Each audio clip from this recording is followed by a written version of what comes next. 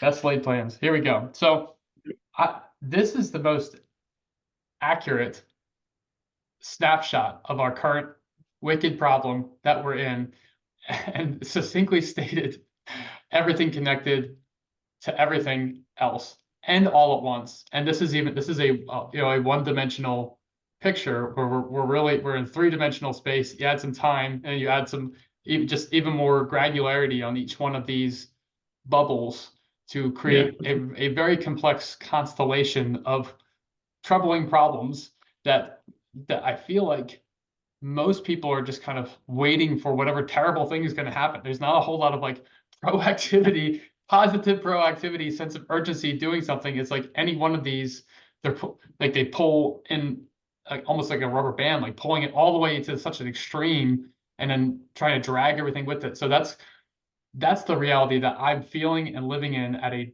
giant company with 170,000 people. And like you can double click on any one of these to infinite amount of granularity, and that seems like the most important problem. But as you say, they're all connected. It's a system. So the ecosystem of how it even operates together. So I'd just love for you to share some thoughts on reflections on what I'm experiencing, and then maybe since you've put this out into the world, what kind of any additional commentary that you might be able to provide would be great, and I'll try to capture it. All right, that's great. Well, we'll see what we can come up with. So, I'm going to actually take a sort of a half step back and just say where this came from. So, for about 20 years, I've been working in innovation strategy and futurism around the world with a lot of different clients, some of them major corporations, some of them startups, some of them NGOs, et cetera. And a lot of the work that we do involves anticipating the future, because when you're doing innovation work, it's always about you're innovating to bring something new to the market, and it's going to be tomorrow. It's not for today. So you have to think about the future and what the world needs and wants to buy or wants to use in the future. And so we got into a lot of that ways of thinking, and we were helping our clients to understand the future. And we did some really, really interesting projects that enabled us to create a huge knowledge base about all this stuff that was going on. And that always sort of becomes a problem for me, because you have these disconnected bits of knowledge, but you want to make sense out of it. And so over the years, I've written quite a number of books. And in every case, my motivation was to try to make sense out of a very complex situation.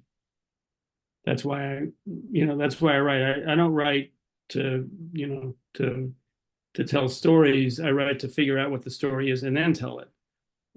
So the story I got interested in telling about a couple of years ago was, where are we headed as a civilization? There's a lot to worry about, as all these 8 bubbles talk about. How does it all fit together? Where are we headed? Blah, blah, blah.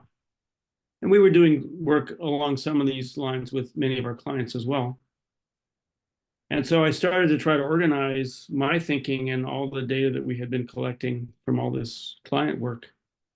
And after really working at it for about 6 months, I began to understand that these are what I believe to be the 8 major driving forces that are shaping the future of society, the future of civilization. And so then the question becomes, what is each one of them, and how do they interact, and how does each one individually and their interaction together, how is that going to create the future? And what is that a future that we want? Is that a future that we don't want? And how can we influence how all this is evolving to make a future that we do want, that's if not optimal, at least better than the worst case. So I created this graphic just as an attempt to convey the notion that a civilization is a system. These are the main driving forces as of right now, my interpretation of that. Each of them, as I said, has a detailed story behind it. And each of them has a lot of uncertainty behind it. We don't know exactly what's going to happen. And as strategists and innovators, one of the principles that we follow is not trying to predict the future, because almost always our predictions are wrong. And when we try to predict, very often we then come up with strategies that try to match our predictions.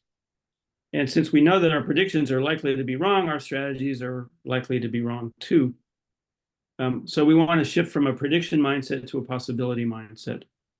And so a big part of the book is simply examining possibilities in each of these 8 areas and interactions between the possibilities in each of these 8 areas to see how the future might unfold. And then to identify the leverage points. Where could we as individuals, as families, as corporations, as nations, as a society, where do we have influence? Where can we affect the direction in which things are going, and how would we want to do that? So that's what this graphic is trying to convey. And, I just explained to you about 300 pages out of a 500-page book. Cute little diagrams for people who don't read. It's a rich visual, and with this added context is an excellent summary of what you're describing, and I'm glad that you were able to color that in, because it is you're doing a great job of explaining these very complex concepts simply. Thanks, I appreciate that. One thing I would comment in relation to what you just said, the purpose of the graphic is not to replace the narrative, it's to help give a visual to the narrative so that the two really work together. What I notice, I'm a visual thinker, as obviously you are as well. And when I'm reading a book that's all text, I'm mentally creating pictures of what the author is saying. Sometimes I'll actually even sketch them out. And it helps me as a visual thinker to understand the content at a deeper level.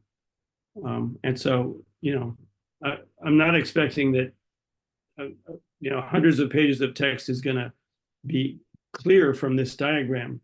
But I do think that if you're reading the text and then you look at the diagram, they reinforce each other. Again, particularly for people who are visually oriented, which isn't everyone. Some people are very auditory and all they want to do is hear the audiobook. That's my wife. My wife listens to a lot of podcasts because she's very auditory.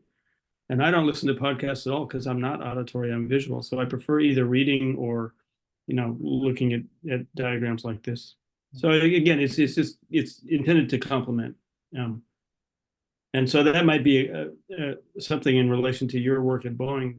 Don't expect people to resonate necessarily with these graphics if they haven't even tried to digest some of the text, because to the point that the criticism is going to come back, well, this is just an oversimplification, blah blah blah.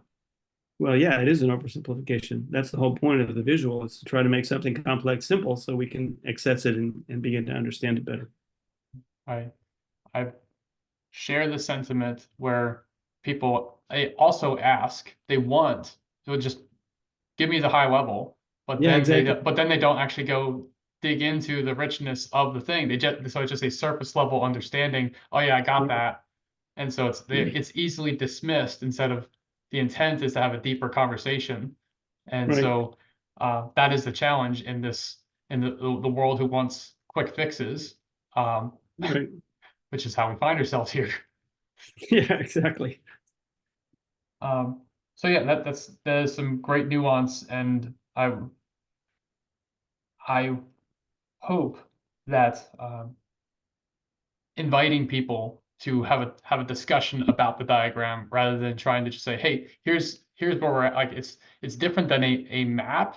It's like here's a starting point for a richer conversation. So, right, exactly. Yeah. And just by the way, another way that I use a graphic like this is if I'm doing a speech or I'm, leading a workshop or something, I wouldn't show the whole graphic as a graphic. I would build it piece by piece using the animation features of something like PowerPoint. So I'd put just a circle that says geopolitics on there, and I'd talk about what do I mean by that? What do I mean by politics? What do I mean by climate, one by one? And then I'm building the narrative, and people understand what's behind it. And then you start adding in the arrows, and then you talk about everything being connected to everything. And people can resonate with that much more than just plop, here's the full graphic at once. Makes sense in the book because you read, you're reading the text, and the text you sort of builds it piece by piece. But if it's a presentation, then showing it piece by piece is much better. The medium becomes the message. Like in a book, it's linear, and then you have like literally a circular, non-linear graphic. Yeah, well, that's a good point. That's another reason that visuals can be really helpful is they transform the language, the visual of the linearity of text into something that's essentially nonlinear, simultaneous. There's a number of graphics in the book that try to do that try to convey, complex sets of relationships with arrows and shapes and stuff. Very good. So where did this one come from? It's a source, you got a source on here, but I love it. Yeah. So Thomas Gilbert was a productivity expert, and he wrote a book called, well, now I have to remember the name of the book, Human Competence. He was interested in how people become competent to do complex tasks. And so there's a whole profession around this, a whole domain of study of human effectiveness, often in work settings, which obviously would be very relevant for Boeing because you clearly have a competence problem. But also in academic settings, how students can become competent in new areas of learning. And one of the things that Gilbert observed is that we have in society these vantage points simply exist. But if we don't identify them, then you and I may be having a conversation and you're focused, well, to the point you made about your colleagues are focused on tactics, logistics, and tasks. How can we get these aircraft certified? What do we have to do? And if you're coming at the question of their work from a policy perspective or from a strategy perspective, then you might have a complete disconnect in your conversation because they're so narrowly focused appropriately to their responsibility, and you're much more broadly focused appropriately to your responsibility. And so simply by calling out the fact that these vantage points exist really helps to facilitate conversations about complex topics. And aircraft and the aircraft business are complex topics for sure.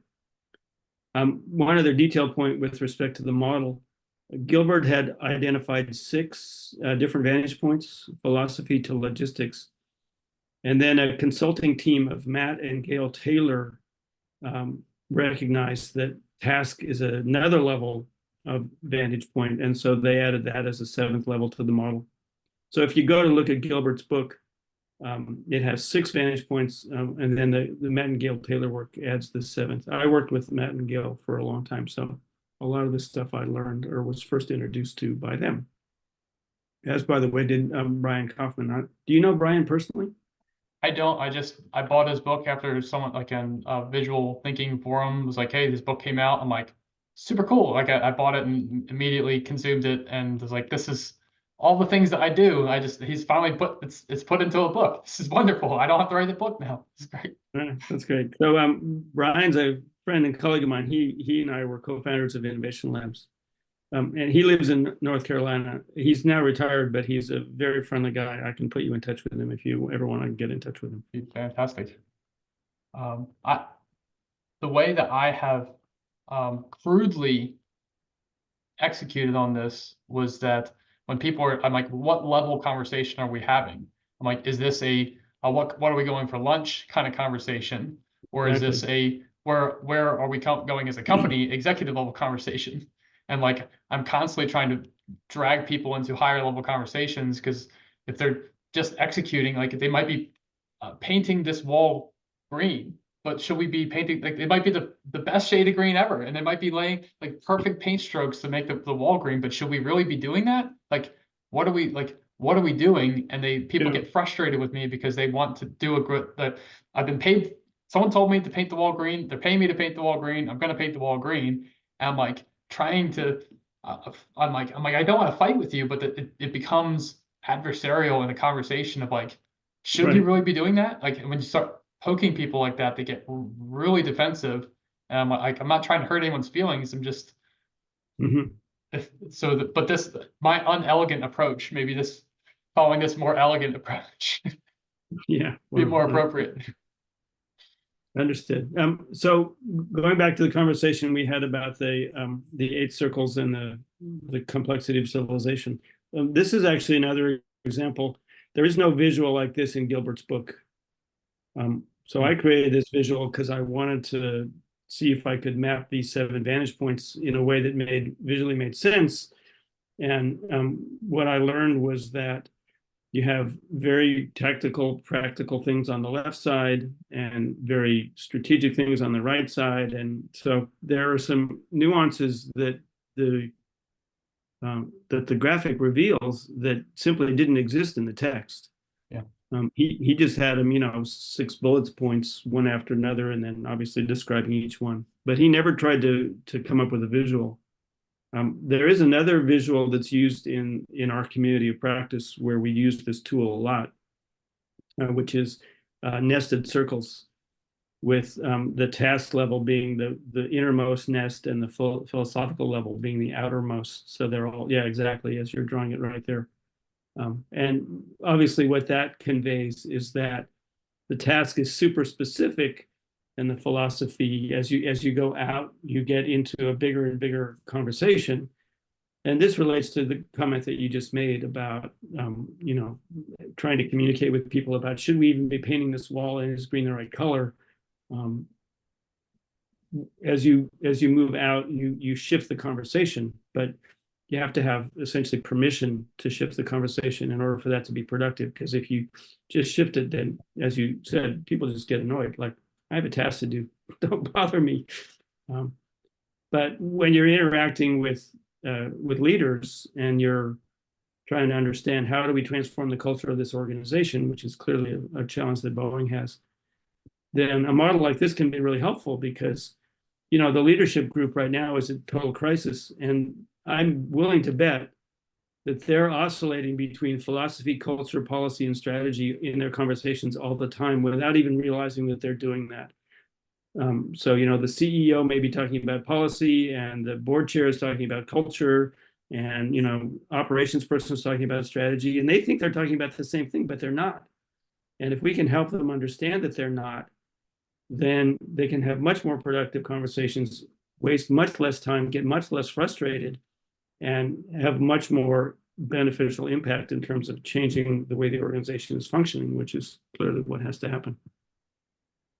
And then they can give better instructions to the people who are working at the tactics, logistics, and task levels, because their thinking is clearer. And one of the things that happens when you get into crisis, as they are, is that it's harder and harder to have clear thinking, because there's so many inputs, and you feel so much pressure, and there's so many, as you said, the FAA is breathing down your neck, and the inspectors are on the shop floor, and people are, whistleblowers are saying, well, what about this and what about that? And the media is there, and they're calling up every day going, what about this? And so tools like this really help. If you can use this as a tool to facilitate a conversation, it can be very helpful. I recently had a situation where I was working with a group in a workshop, and I just presented this model, and I said, here's a model to think about. And then they immediately adopted it, and they started identifying where they were the different vantage points that they were talking from, and understood how often people working in organizations, their executives and the boards, are almost always talking at different levels. And they realize that that's one of the reasons that they're so frustrated, is because people are naturally talking at the level of their responsibility and not realizing that it's a different vantage point. That's another writer down talking at the level of their responsibility.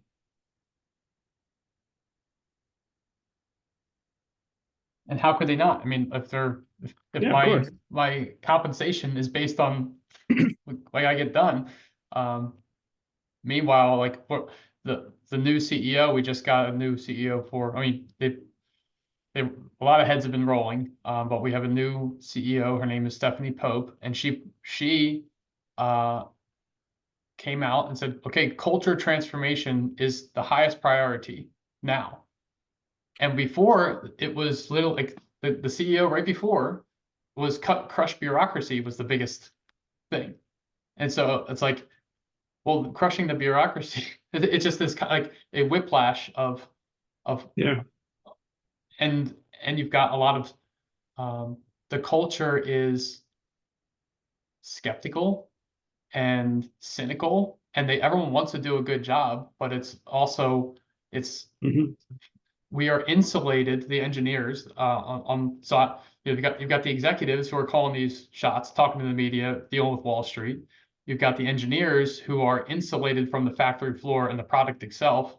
We're supposed to be engineering this literally perfect product, and you've got the people on the shop floor who are like these, get it done. The schedule, like that, we got to get these things shipped out. Like we have $517 billion in backlog. Like we need to get the planes out the door. So hurry up and get it done, because we don't get paid until until the thing flies off. But then so we have these three levels of conversation at all times when you need what are we really even talking about? So and then what are you paying me to do? Becomes another. Right. We kind of all know what needs to happen, but why is it not? Why are things still falling through the cracks? Becomes a like what how. Right. When we can answer that question, then we'll solve all the world's problems. Well, there you go. A big Um, challenge is if we know what, the question is how.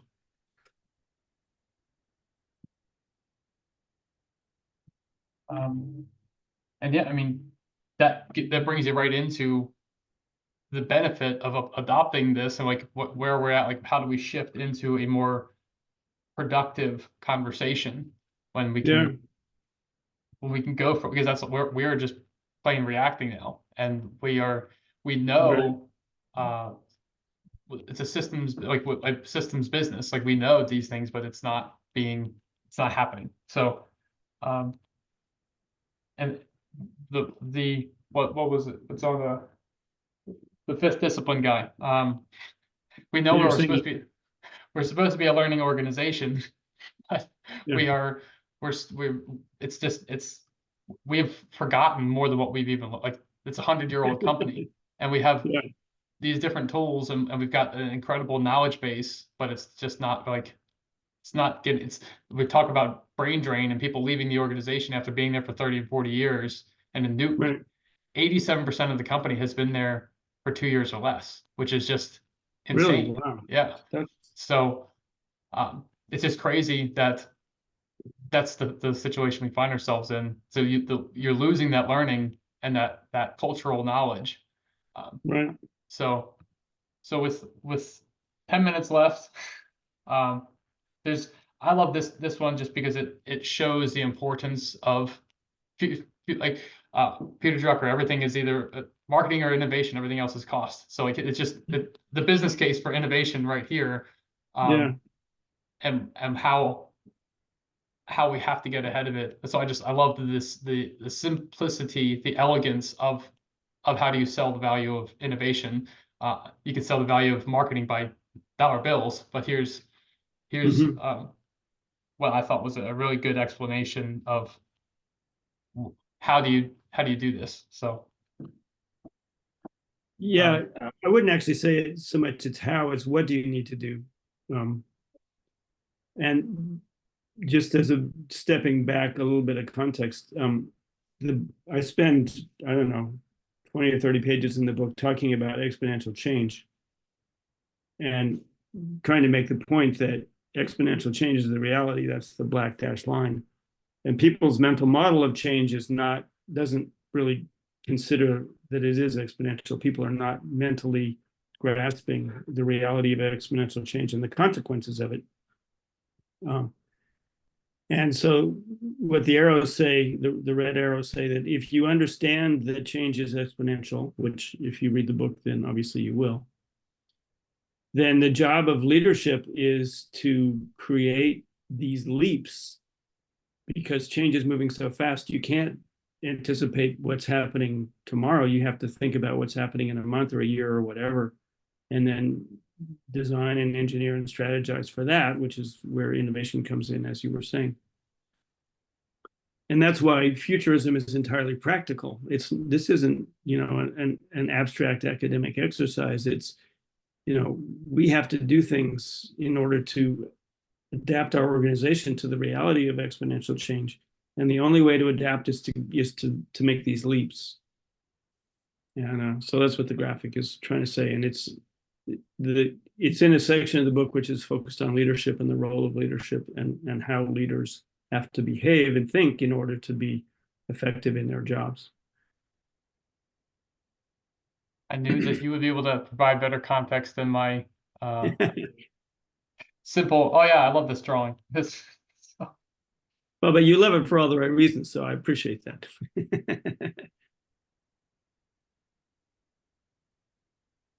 So with the last couple minutes we have together, is there anything else that you'd really like to share that maybe that I haven't asked you that maybe you even, whether you did write in the book that you think really needs to be highlighted, or something that you wish you could have fit into the book that that it just needed to ship? I'll leave the last words up to you. Well, thanks. I appreciate that. And I really appreciate you offering me to have this conversation. It's been really interesting, and I've loved watching you add these drawings as I've been talking. It's really interesting.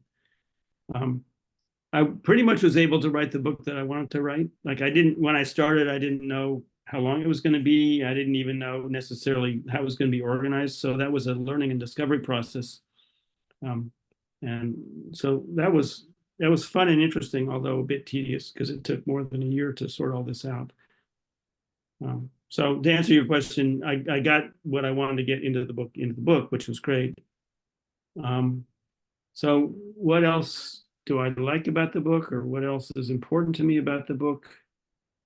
I think the thing that I want to emphasize in closing is that the book is trying to understand where we're headed as a society, and using that model that we talked about first, those 8 elements of civilization as a system. But it wants to do so from the perspective of how do we create the society that we want to create? Because if we just allow things to sort of go their own way, we know that it's going to go badly.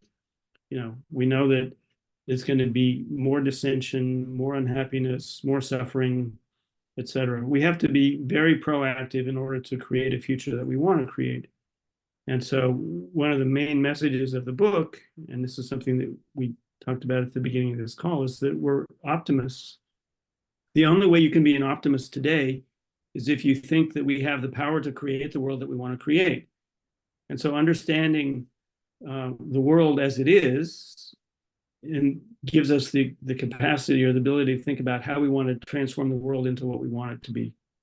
And so that's really, I think, a really important message of the book. It's not optimism in a naive sense, because I spend all these pages talking about all these driving forces and how everything could potentially go badly or how it might go well. But then the last part of the book is really about how we can steer, how we can choose the direction in which we want to go. And what does that look like? And what does that mean? What do we have to do? So that's to me, that's the end point that I didn't realize that I was headed to when I started. When I started, I was simply trying to understand sort of what are these driving forces and where do they lead.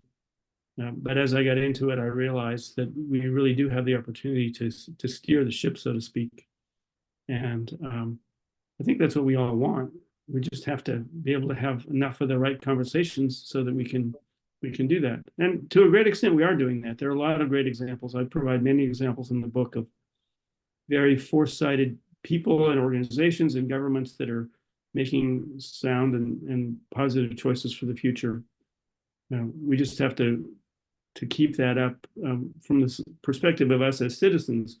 We have to keep the pressure on all of our institutions, both the corporations and the governments, to make sure that the choices that they're making on our behalf are the choices that lead to the future that we want to create.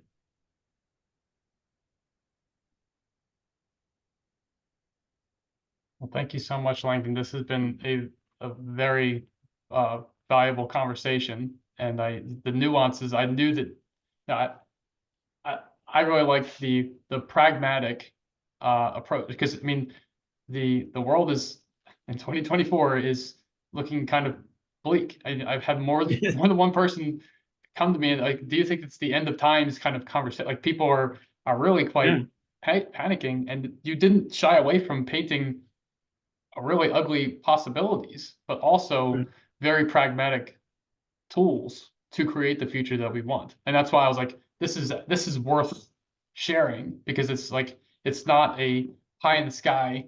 Oh yeah, we'll just like, let's sing Kumbaya and we follow this, you know, we just follow these simple ideas and we'll all get along and it'll all work itself out. It's very pragmatic, and um, playing both the sides of like, this is the reality and here's how we could really actually do something to create a better world, rather than any one simple prescription. So that's what I like most of it, is pragmatic, but it's not overly prescriptive, which is also why I really enjoyed it. So thank you for writing such a book, and for meeting to add some extra nuance to it. And I'd love to see more people pick it up and apply it, because I think it's got some great tools in it to do so, to create the world we want. That's great. Thank you, Eric. Thank you for inviting me to have this conversation. I really enjoyed it too. And I appreciate your interest and support for the book. And so I look forward to our next conversation. Great, me too. Awesome. All right, take care.